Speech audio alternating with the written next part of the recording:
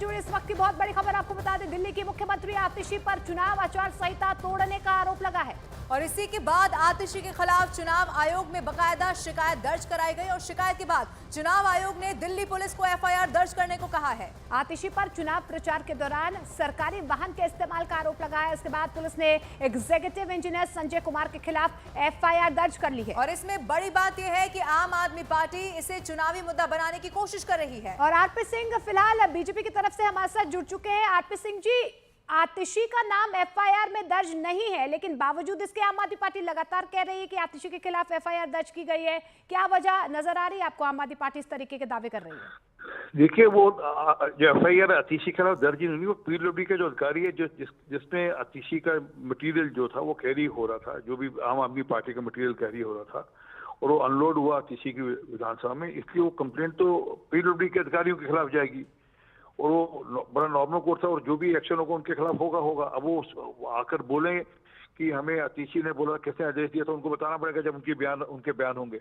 परंतु सच ये है कि पीडब्ल्यूडी के ट्रक को या टेम्पो को यूज तो किया उन्होंने अपने पॉलिटिकल ऑब्जेक्टिव से, जो कि अलाउड नहीं है। लेकिन जिस एफआईआर का जिक्र किया जा रहा है आरपी सिंह जी, उस एफआईआर में क्योंकि खुद केजरीवाल और आम आदमी पार्टी के नेता बार बार ये कह रहे हैं कि सीएम आतिशी के खिलाफ एफआईआर दर्ज हुई है और उस एफआईआर में आतिशी का कहीं भी नाम नहीं लिखा हुआ दिखाई दे रहा है। अब उनको क्योंकि सिंपैथी की एक आदत पड़ गई है, हर बात पे ये सिंपैथी ऑब्टेन करने की कोशिश करते हैं। अब उसमें उनका कोई हल नहीं है, क्योंकि दिल्ली की जनता जानती है कि ये किस प्रकार की राजनीति कर रहे हैं और ये भी दिख रहा है कि चुनाव हार रहे हैं, इसलिए ये किस्म का ये सब प्रोपेगेंडा या सब प्रपंच रच रहे हैं। रूटीन में भी अगर कोई भी सरकारी वाहन कोई इस्तेमाल होगा तो उसके ऊपर, वो ड्राइवर के ऊपर जो भी गाड़ी चला रहा होगा और जो कंसर्न अधिकारी जिसके आदेश के अनुसार से वो सामान लेकर गया होगा, उनके ऊपर कार्रवाई होगी, इसमें कोई शक नहीं है। अब वो कार्रवाई आगे कैसे बढ़ेगी? मतलब आप मान रहे हैं कि सिंपैथी गेन करने की कोशिश यहाँ पर की जा रही है। बहुत बहुत शुक्रिया आरपी सिंह जी हमारे साथ जुड़ने के लिए। तो सीएम आतिशी पर जो ये दावे किए जा रहे हैं आम आदमी पार्टी की तरफ से, हालांकि एफआईआर में उनका नाम नहीं है, एग्जीक्यूटिव इंजीनियर का नाम जरूर है। और दीपक बिष्ट हमारे सहयोगी फोन लाइन के जरिए हमारे साथ जुड़े। दीपक इस वक्त हमारे साथ है। दीपक, आरपी सिंह बीजेपी से भी हमारे साथ जुड़े, लेकिन उनकी तरफ से कहा गया कि सिंपैथी गेन करने की कोशिश की जा रही है।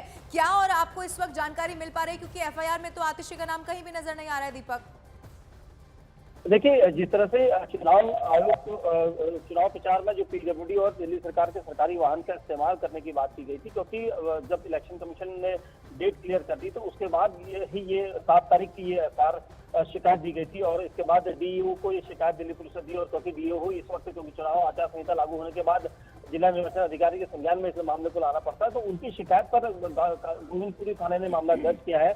हालांकि जो एफआईआर का शुरुआती कंटेंट है उसमें लिखा गया है कि आतिशी वाडेला और उसके बाद जो संजय कुमार है उनके खिलाफ एक्शन लेने की यहाँ पर बात की गई है।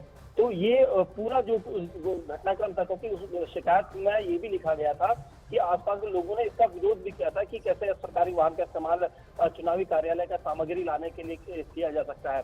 तो क्योंकि यहाँ पर जो बीएनएस की धारा है 223A, इसके तहत इस पर मामला दर्ज किया गया और आगे की कार्रवाई देखनी होगी, क्योंकि अभी जिस तरह से ये एफआईआर हुई है उसके बाद हालांकि काफी देरी में सामने आई है, लेकिन 7 तारीख को इसकी शिकायत मिलने के बाद 10 को एफआईआर की गई है। शुक्रिया दीपक फिलहाल इस तमाम जानकारी के लिए।